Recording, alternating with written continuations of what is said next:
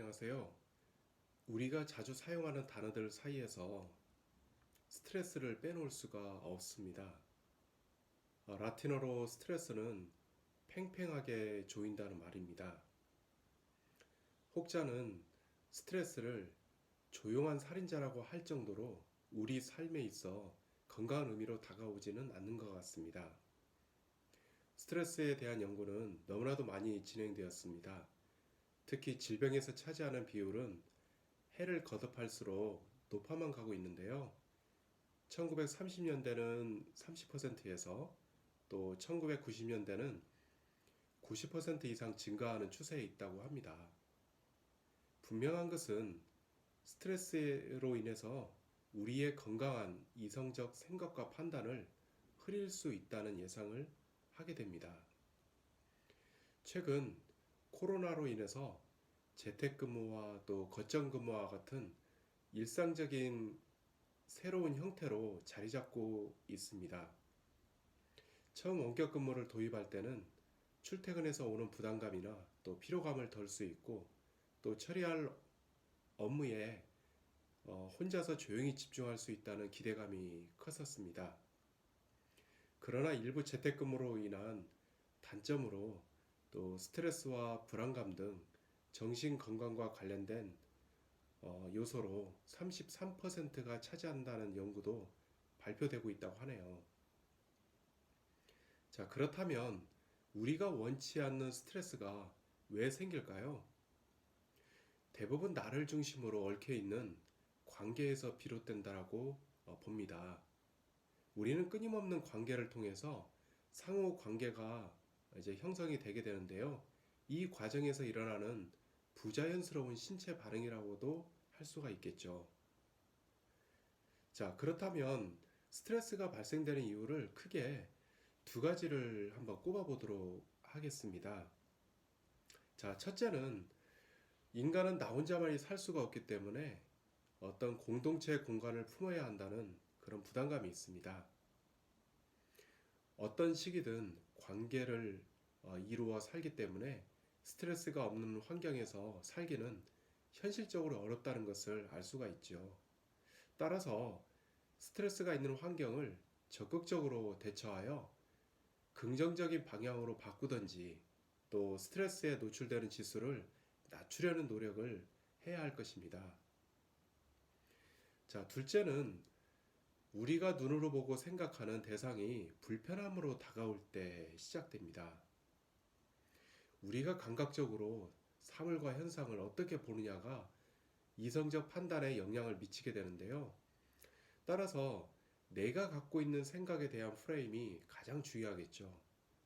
건강한 프레임을 만들고 또 유지하기 위해선 평상시 자신에 대한 검열 과정을 게을리해서는 안 되겠습니다. 두 가지 요인은 우리가 살아가면서 때려야 뗄 수 없이 원치 않게 만나는 환경이기도 합니다. 우리의 선택 영역에서 밖에 있다는 것이죠. 세상 살면서 관계를 멀리하고 살 수가 없듯이 스트레스를 접하는 마음의 자세가 중요하다는 의미입니다. 자, 그렇다면 스트레스를 어떻게 해야 할까요? 자연스럽게 생겨나오는 스트레스를 긍정적으로 받아들이고 또 적극적으로 해결해 나가야 합니다. 내 안의 스트레스는 머릿속을 복잡하게 만들 뿐만 아니라 생산적인 곳에 사용할 에너지를 또 고갈시키기도 하죠. 우리가 휴식 상태의 뇌는 호흡하는 산소와 반응하여 대략 한 20%의 에너지를 소모시킨다라고 알려져 있습니다. 머리가 복잡해지는 스트레스 상황에서 생산적인 일에 몰입할 에너지를 얼마나 쉽게 잃어버리는지를 알 수가 있는 것이죠. 자, 그렇다면 스트레스라는 상황에 놓이면 소모성 에너지로 소진할 게 아니라 우리가 재생적인 에너지로 바꾸어야 한다는 것을 알 수가 있습니다.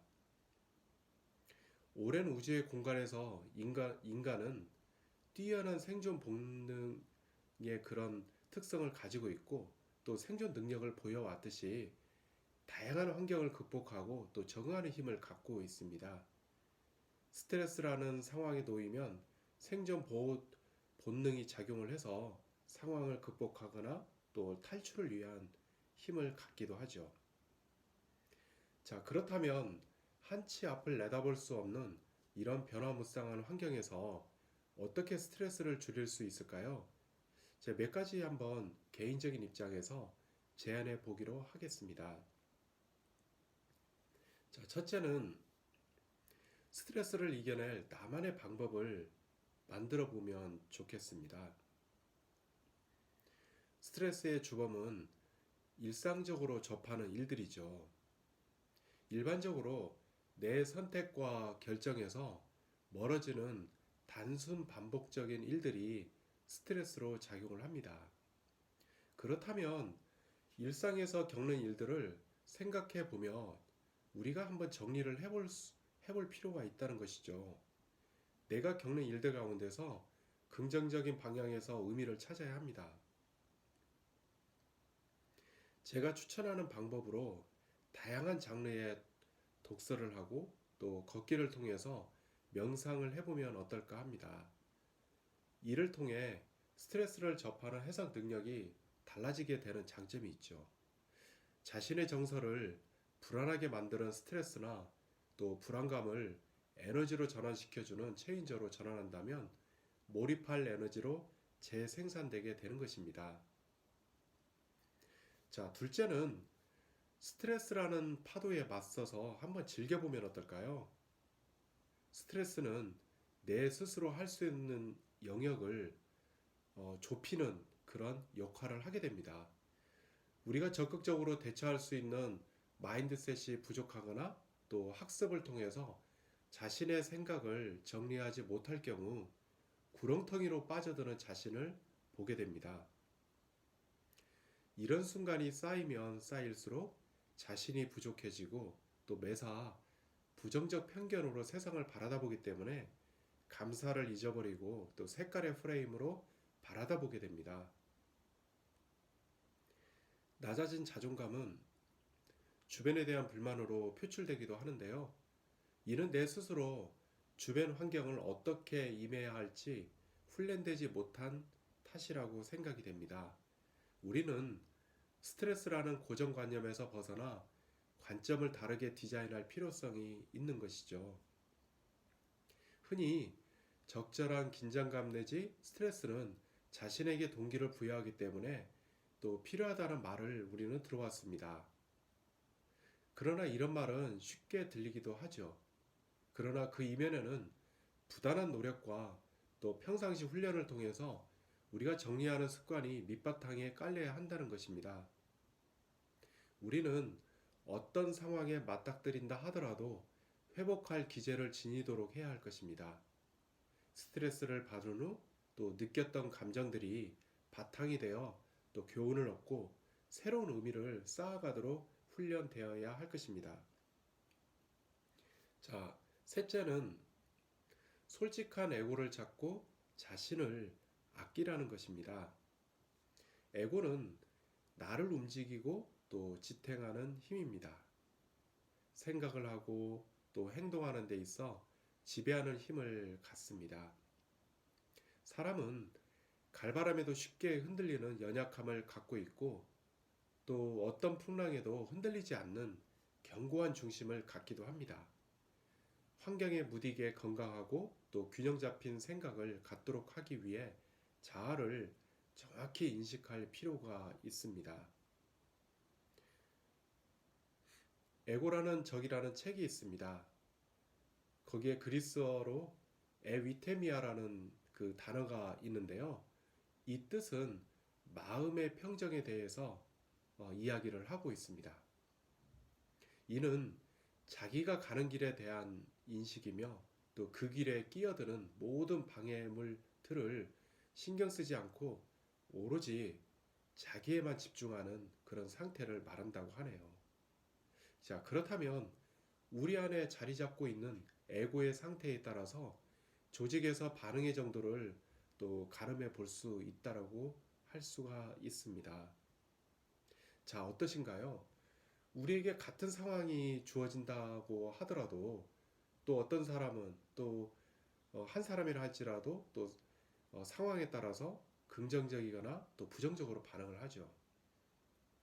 반응의 결정은 에고의 균형감에서 비롯된다라고 생각이 되어집니다. 이것이 무너지거나 또 제대로 잡혀 있지 않다면 우리의 모습은 외부 환경에 따라서 늘 영향을 받게 되어 있습니다.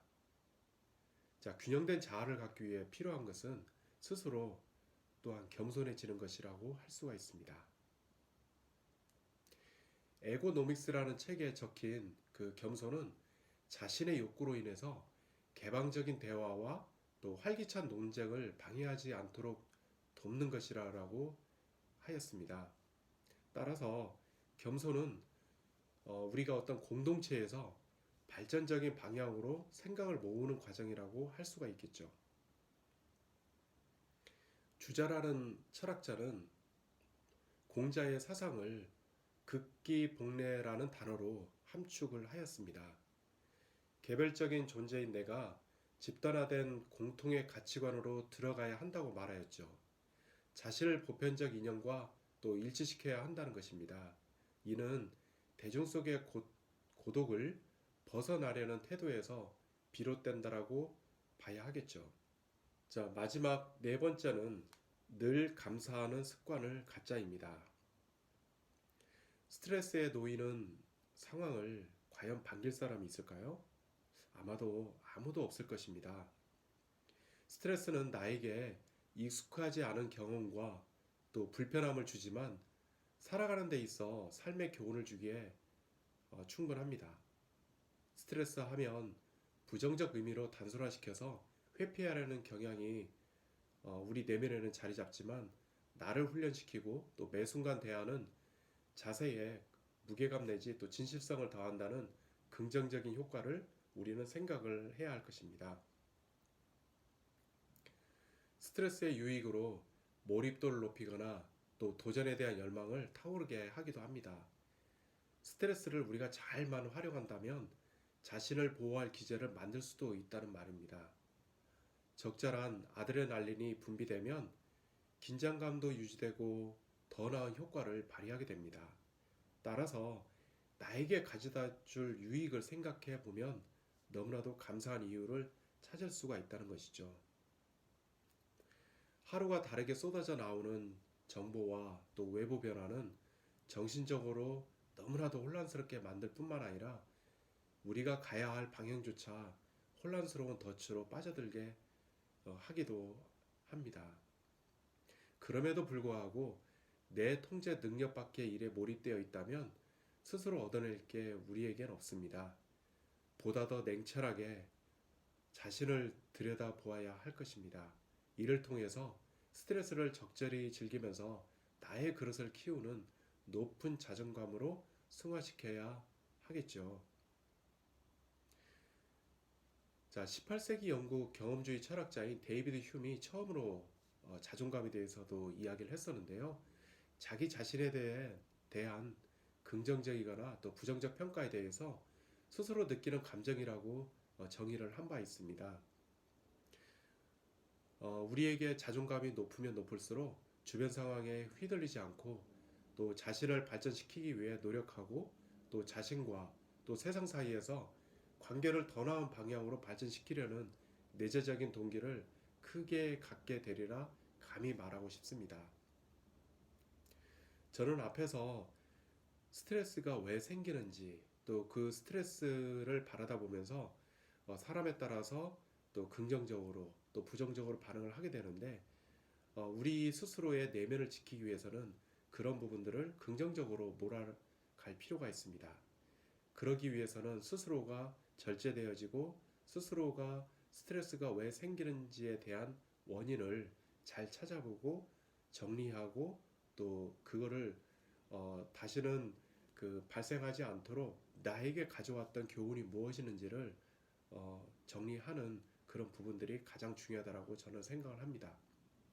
또 그런 과정을 통해서 자신을 지탱하는 그런 자존감이 높아진다라고 저는 생각을 합니다.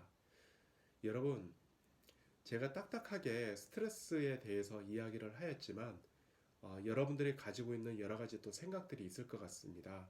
또 댓글을 통해서 같이 나눠주시고 또 서로가 그런 공통의 분모를 찾아서 또 이야기를 나누다 보면 아마도 각자가 그런 자존감을 키우는 데 있어서 큰 도움이 되리라고 생각을 하고 있습니다.